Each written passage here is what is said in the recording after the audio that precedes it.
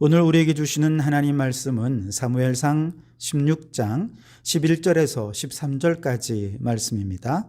하나님의 말씀을 경청하시기 바랍니다. 또 사무엘이 이새에게 이르되 내 아들들이 다 여기 있느냐? 이새가 이르되 아직 막내가 남았는데 그는 양을 지키나이다. 사무엘이 이새에게 이르되 사람을 보내어 그를 데려오라. 그가 여기 오기까지는 우리가 식사 자리에 앉지 아니하겠노라. 이에 사람을 보내어 그를 데려오매 그의 빛이 붉고 눈이 빼어나고 얼굴이 아름답더라. 여호와께서 이르시되 이가 그니 일어나 기름을 부으라 하시는지라. 사무엘이 기름 뿔병을 가져다가 그의 형제 중에서 그에게 부었더니 이날 이후로 다윗이 여호와의 영에게 크게 감동되니라. 사무엘이 떠나서 라마로 가니라. 아멘. 이스라엘의 초대 왕인 사울 왕이 하나님께 불순종하여 버림을 받게 되자 새로운 왕을 기름 부어 세우기 위해 하나님께서는 사무엘 선지자를 이새의 집으로 보냅니다. 사무엘 선지자가 찾아왔다는 소식에 베들레헴에는 화목제 제사와 더불어 아주 큰 잔치가 벌어졌지요. 그 와중에 사무엘 선지자는 이새의 7 아들들을 찾아가 그들 가운데 기름을 부어 왕을 세우려 했지만 하나님께서는 중심을 보니 그들은 왕이 될 자들이 아니다라고 말씀을 하시죠. 그래서 7 아들들이 다 사무엘 앞을 지나가도록 왕을 세우지 못하자 사무엘이 이새에게 물어봅니다. 내 아들이 다 여기에 있느냐? 그러자 이새가 대답하죠. 막내가 남아있긴 한데 양을 지키느라 지금 들판에 나가 있습니다. 그러자 사무엘이 말합니다. 그가 여기 오기까지는 우리가 식사 자리에 앉지 아니하겠노라. 무슨 말입니까? 다윗 때문에 잔치가 중단되었다는 얘기입니다. 드려지던 제사도 멈춰졌다는 얘기입니다. 그래서 부랴부랴 이새가 사람을 보내어 다윗을 집으로 데려오게 하죠. 숨이 턱에 닿도록 달려온 심부름꾼이 초원지대에 갑자기 모습을 드러내더니 다윗을 향해 급히 다가옵니다. 그리고 말합니다. 사무엘 선지자가 와서 제사가 벌어지고 잔치가 시작되었는데 그 위대한 선지자께서 당신이 도착하기 전에는 음식을 먹지 않겠다고 하십니다. 라는 소식을 전하지요. 그러자 다윗은 얼마나 당황스러운지 모릅니다. 아니 내가 뭐라고? 그 위대한 선지자께서 나를 찾는 거지? 나 때문에 지금 모든 제사와 잔치가 중단되었다고? 다윗은 굉장히 당황스러우면서도 너무나 감사하고 신기하기도 하고 멋쩍기도 하고 설레기도 하는 정말 복잡한 심정으로 힘껏 집으로 달려갑니다. 문을 열고 이제 다윗이 들어오는데 사무엘이 그를 보니 오늘 12절에 그 형상을 이렇게 표현하죠. 그의 빛이 붉고 눈이 빼어나고 얼굴이 아름답더라.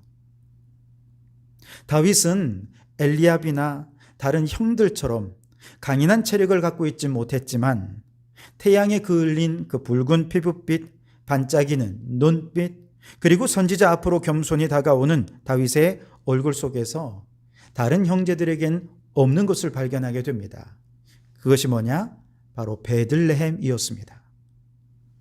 이새의 7 아들들은 외적으로 보면 이미 이스라엘 군대의 정예 부대 소속으로 충분히 왕이 되고도 남음이 있는 훌륭한 인재들이었습니다. 뿐만 아니라 이들 7 아들들은 모두 하나님을 잘 믿는 믿음의 자녀들이기도 했습니다. 그런데 이런 7 형들 중에 그 중심에는 없지만 오직 다윗에게만 있는 한 가지가 있는데 그것이 바로 베들레헴이었다는 거죠. F.B. 마이어라고 하는 분이 쓰신 성경인물 설교라는 책에 보면 다윗의 중심에 담긴 베들레헴에 대해 이렇게 묘사하고 있습니다.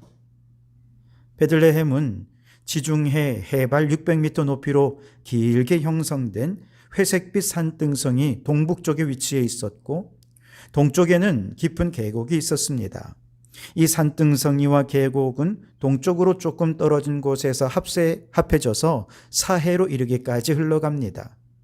이 언덕의 완만한 비탈에는 무화과 나무, 감람나무, 포도나무들이 무성하게 자라고 계곡에는 다윗의 외할머니 루지, 이삭을 주었던 비옥한 옥수수 밭이 펼쳐져 있습니다. 그러나 또한 베들레헴 둘레의 황야지대는 거칠고 황량하고 억센 풍경입니다. 여러분이 베들레헴의 풍경이 상상이 되십니까? 베들레헴의 산등성이와 계곡, 비옥한 땅과 저 거친 황야지대에 이르기까지 이 모든 베들레헴의 대자연은 어려서부터 다윗을 키운 유모이자 친구요, 삶에 대해 가르치는 선생이었으며 하나님에 대해 배우는 신학교였고 그 하나님을 예배하는 예배 초소였던 것입니다. 양들을 돌보며 모두가 잠든 밤에 다윗은 하늘을 바라보며 이렇게 하나님을 찬양했습니다. 시편 19편에 하늘이 하나님의 영광을 선포하고 궁창이 그의 손으로 하신 일을 나타내는도다.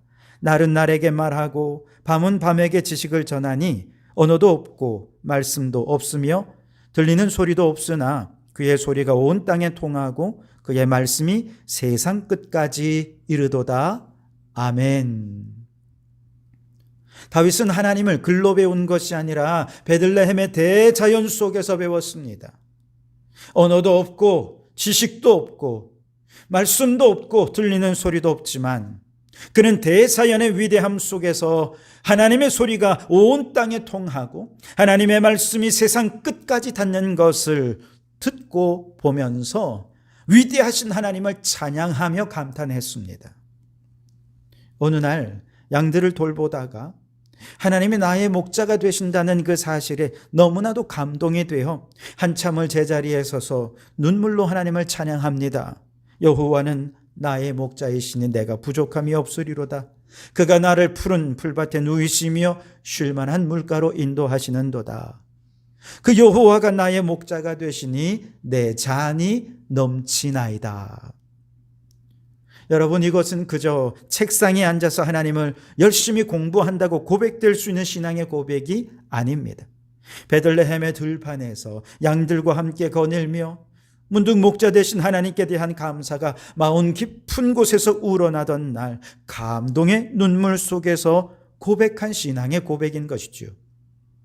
이처럼 다윗의 마음의 중심에는 대자연 속에서 그 영이 하나님을 향해 활짝 열려 찬양하고 예배하고 믿음으로 하나님과 친밀하게 교제해왔던 베들레헴이 있었던 것이죠.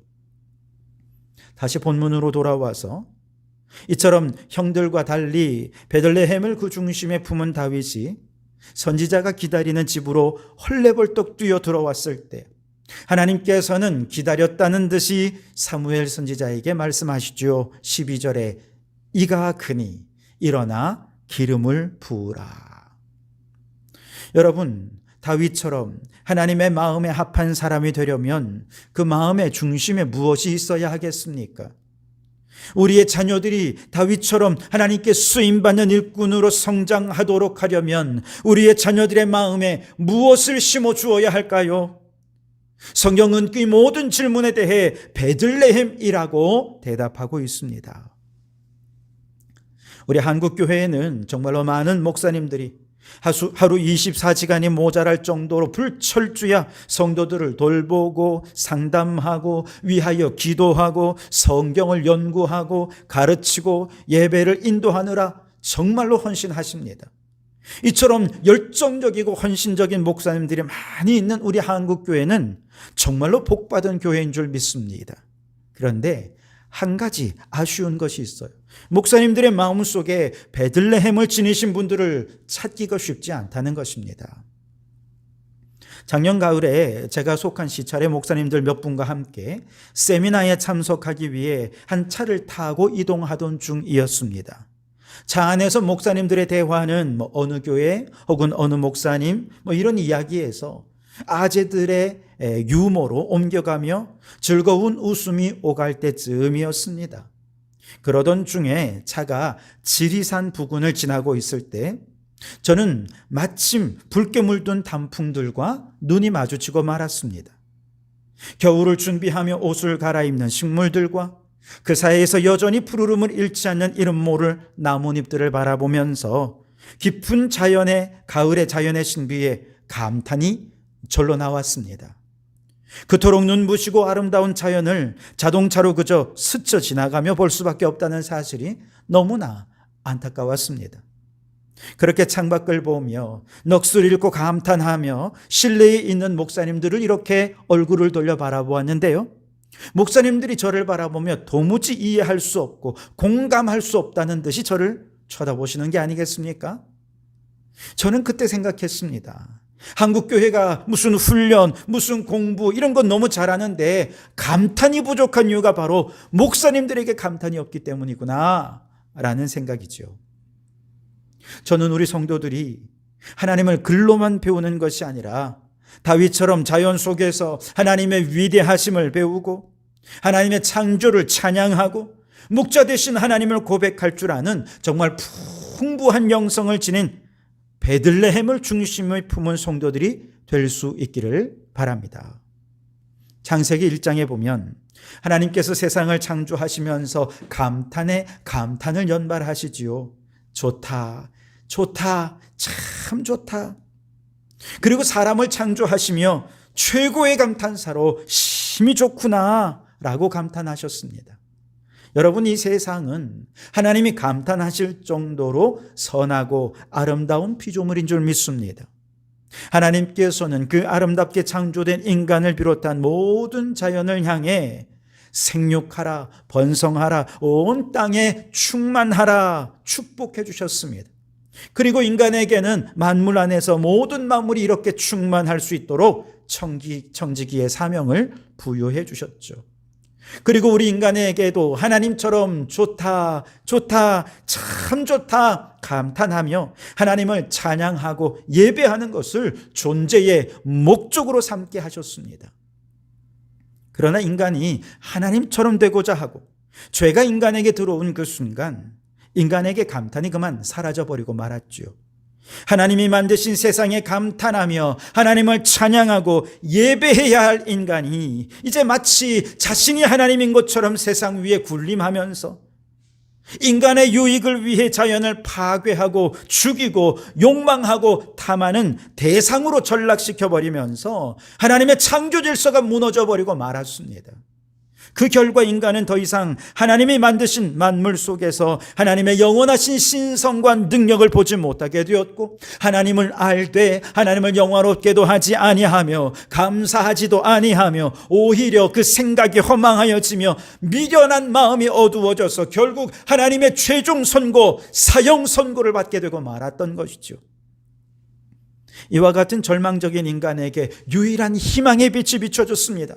바로 사형 언도를 받은 절망적인 인간을 대신해서 예수님께서 사형대 위에 올라가신 것이죠. 그가 징계를 받음으로 우리가 평화를 누리게 되었고 그가 채찍에 맞음으로 우리가 나음을 입게 되었습니다. 예수님의 십자가로 구원받은 성도들에게 하나님은 다시금 청지기의 위치를 확인시켜 주시면서 주신 사명, 에베소서 1장 10절에 하늘에 있는 것이나 땅에 있는 것이 다 그리스도 안에 통일되게 하려 하심이니라. 그리고 또한 이를 위해 구원받은 자들의 모임인 교회에게 주신 종들에게 주신 사명, 에베소서 1장 23절, 교회는 그의 몸이니 만물 안에서 만물을 충만하게 하시는 이의 충만함이니라. 무슨 말입니까? 생육하고 번성하고 땅에 충만하도록 하신 태초의 인간에게 주신 청지기의 사명, 이제는 오늘 이 시대 교회 공동체가 함께 감당하라 명령하신 것입니다. 여러분, 교회 안에서 교회를 충만하게 하는 충만이 아니라 만물 안에서 만물을 충만하게 하는 충만, 이것이 교회의 사명이라는 것이죠.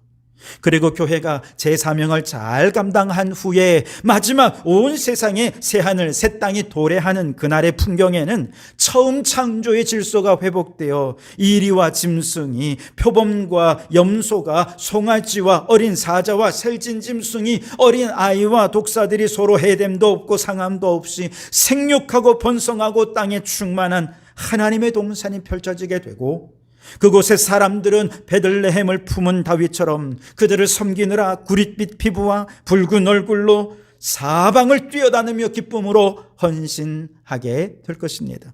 여러분, 태초의 창조 때부터 마지막 새하늘 새 땅에 이르기까지 하나님께서 우리 마음의 중심에 품게 하신 것 중에 잃어버린 것이 무엇인지 보이십니까? 바로 베들레헴입니다. 오늘날을 기후위기 시대라고 말하죠. 왜 기후위기가 찾아왔습니까? 인간이 하나님처럼 되려 하는 탐욕과 욕망 때문에 자연 속에서 감탄과 찬양과 예배가 사라져 버렸기 때문입니다. 다시 말해 사람들의 중심에서 베들레헴이 사라져버리자 기후위기가 찾아온 것입니다. 반대로 기후위기를 극복하기 위해서 지금 정말로 필요한 것은 사람들의 마음의 베들레헴이 회복되는 것이죠. 모든 피조물 속에 담긴 하나님의 신성과 능력을 바라보는 영안이 열리고 그 능력에 감탄하고 감사하는 예배자가 되는 것입니다. 탐욕이 가득한 이 세상 속에서 적어도 우리 성도들만이라도 예수님으로 말미암아 구원받고 새롭게 재창조된 우리 그리스도인들만이라도 마음의 중심에 베들레헴을 품고 자연 속에 하나님을 신성과 능력을 찬양하고 예배하는 오늘 이 시대의 다윗으로 세워질 수 있기를 바랍니다. 교회 안에서가 아니라 만물 안에서 만물들이 생육하고 번성하고 땅에 충만하도록 하기 위해 뜨거운 태양빛 아래에서 쓰레기를 줍고 바다를 정화하기 위해 열심히 뛰어다니다가 예배의 자리로 뛰어오는 다윗과 같은 성도들의 그 빛이 붉고 눈이 빼어나고 얼굴이 아름다운 모습을 바라보시면서 하나님께 말씀하실 것입니다. 이가 그니 일어나 기름을 부으라. 오늘 시대에 다윗과 같은 일꾼으로 세워가라는 것입니다. 바라기는 오늘 우리 성도들의 마음의 중심에 베들레헴을 품게 되기를 바랍니다. 그리하여 이 기후위기 시대에 하나님께 기름 부어 쓰임받는 다윗과 같은 예배자요 만물을 충만케 하는 청지기가 되실 수 있기를 주님의 이름으로 축원합니다.